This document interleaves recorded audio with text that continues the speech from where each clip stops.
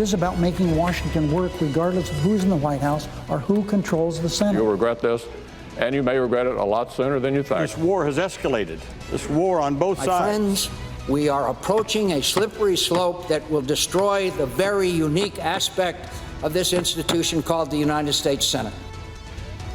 Big change in the Senate this week. No more filibusters for presidential appointees or lower court judges. Let's debate that now here on the Roundtable. Bill Kristol is back, along with our ABC team, Cokie Roberts, Donna Brazile, Matthew Dowd. And Donna, let me begin with you. You heard Senator Reid. It was a pretty big move from Senator Reid this week. They call it the nuclear option in the Senate because it's such a massive change in Senate rules. You heard Senator McCain right there, going to change the way the Senate works, shouldn't be done.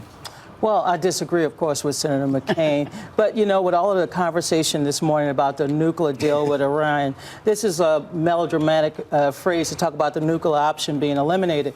The truth of the matter is, George, is that the Senate Democrats have gone back and forth with the Republicans for the last 2 years to try to come up with an agreement that was consistent to continue to allow the administration appointees, their executive appointees and their judicial appointees to get through, not the Supreme Court.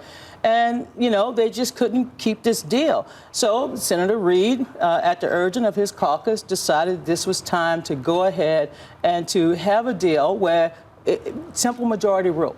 So the president will be able to get his nominees through, and the Senate will be able to function. The Senate can't function. The Senate's not functioning. I mean, and I thought it was quite remarkable for Harry Reid to say the Senate's not functioning. He's the majority leader. Doesn't he have some responsibility for the Senate not functioning? Well, he doesn't have the votes. But now what we've got is they've tried right after this to bring up the defense bill. They can't bring up the defense bill. It's not functioning. Any member of the Senate can put a hold on any nominee.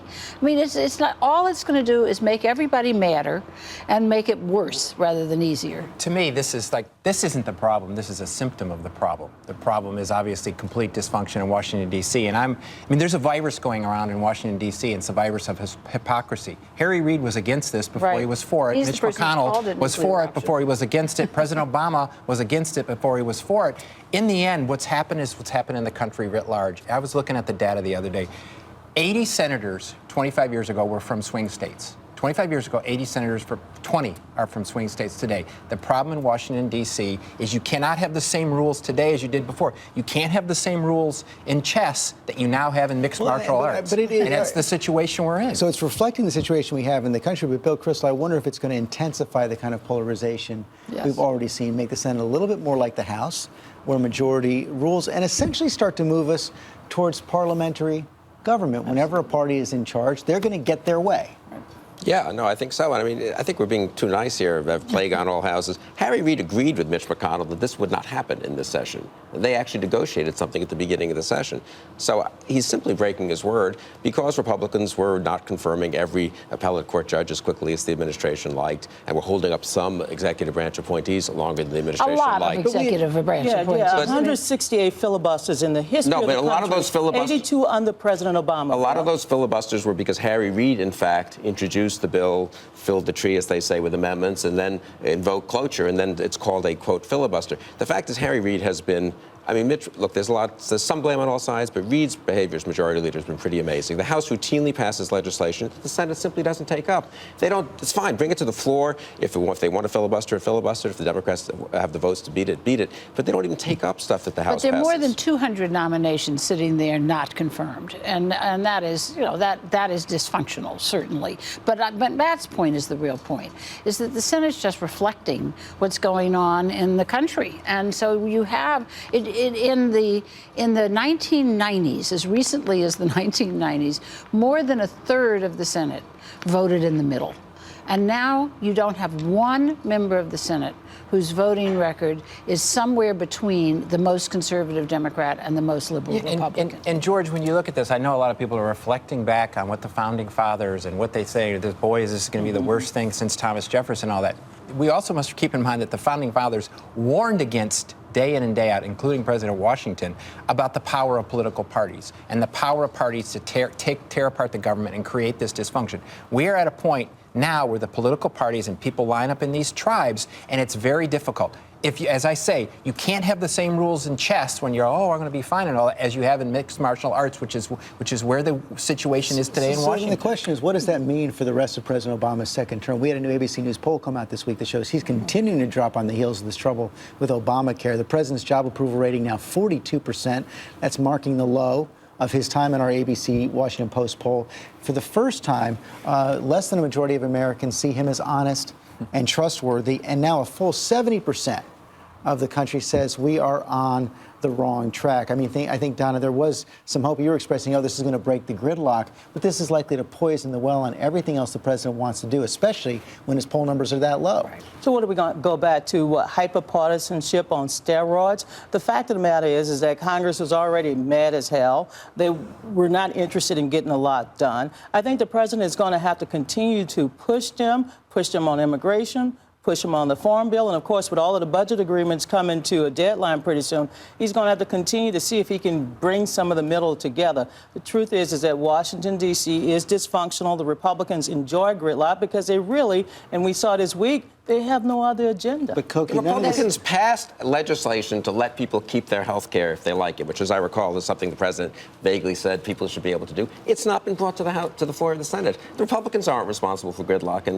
this situation. They're not responsible for gridlock. No, Bill, the House has passed. The House of Representatives has passed quite a lot of legislation. This was passed with 39 Democratic votes. 39 Democratic votes. John Dowd will not allow the Democrats to have a vote. He wants to have to rule. Where we are today, George, where we are today, though, responsible for gridlock. The president in 2008 and 2007 ran on the idea that he was going to bring the country together, bring Washington together. We're going to get past the partisan gridlock. We're going to get past the vitriol. And now we're at a point where the rules have to change in the Senate because it's become so polarized, so vitriolic, we can't get it done. And the president's job approval numbers are not coming back. I've seen this movie before. Well, you didn't watch in September 2011 and in October 2011 when many of you, I don't know if you said it directly, said that the president couldn't come back because his numbers had dropped. The president will come back because some of the people who've left him, who've abandoned him, are the people who voted for him. I think much more likely to happen is the Republicans sink father as well, so that both sides just keep the public is furious with both sides. I mean, the average of all the polls, congressional approval is at 8.5. But if both sides sink, the likelihood is the status quo remains. All I'd say is that actually talking to a fair number of Republican candidates out in the House and the Senate, the Republican Congress, Republican House isn't that popular. If you ask, is Congress popular? No, it's not. If you're an actual Republican candidate running in a competitive House seat or a competitive Senate race, you feel pretty good now. Honestly, I agree with you, the House likely to stay Republican. And if you go around the country, people are concerned what's happened is in a couple of Republican primaries, very interesting things in both Alabama and Louisiana, where the business community came in and basically said, we don't want all these crazy people in the House of Representatives, and managed to nominate people who were Republican candidate in Louisiana ran to expand Medicaid bill. We only have a couple minutes left. I don't want to let this moment pass without looking back at these events this week on the 50th anniversary of the assassination of JFK. And Matthew, I have to say, I was actually surprised at how much this resonated across the country 50 years later. Well, I think it's, for first being an Irish Catholic American, it's a moment in time that all of us, we still have the pictures of John F. Kennedy are still in bars throughout everywhere we go. I think it's because it was a moment in time when there was all this hope in this, and it was at one moment for many people in this country, many Irish Catholics, but many people, including the Kennedy family, there was a complete loss of innocence. If you trace back sort of people's perceptions of where they wanted to go and what hope they had, you almost can trace it back to that day 50 years ago. And Cokie, this hit home personally for you and your family. Of course, your father, the Democratic leader in the House when John Kennedy was serving, and I think we have a picture of your family actually in the Oval Office just weeks before. Yes, both of my grandmothers happened to be in town at the same time. So that's my parents and my two grandmothers with Jack Kennedy on November 1st, 1963. And he was a dear to them. He was very charming, and he said, "Where are the photographers? They're usually all over the place. I can't find a photographer." And then he found one to come in and take that lovely picture. But it was Matt is quite right. It was the time of such hope and such possibility. The country, the economy was booming. We had never lost a war. It was just, and the young people were being called to serve, and then it just all sort of went dark. And not surprisingly, Bill Kristol, 50 years later, also sparked something of a political debate as we see that iconic picture of John Kennedy Jr. Was John F. Kennedy basically a conservative or a liberal? Well, he was certainly an anti-communist and a hawk and believed in a strong defense. And the speech he was going to give in Dallas on November 22nd was calling for tax cuts across the board to give people incentives to get the economy moving again. So in those two respects, I think he would have been a little more comfortable, perhaps, in the Republican Party of today than in the Democratic Party. Still a Democratic icon. You know, and another Catholic family with John F. Kennedy, Robert Kennedy, Martin Luther King, of course. In our household, we have Bill Clinton and Barack Obama. But he inspired a generation to change the country. He inspired people to tear down the walls of discrimination. And Lyndon Johnson implemented much of his vision, but he was such an inspirational figure. It's interesting. It's this is a moment when you don't know where the myth begins and reality begins. It's sort of myth and reality got so mixed up in so many people's minds that they're still sorting out what was myth and what was reality. And likely to go on for a long time. Thank you all very much.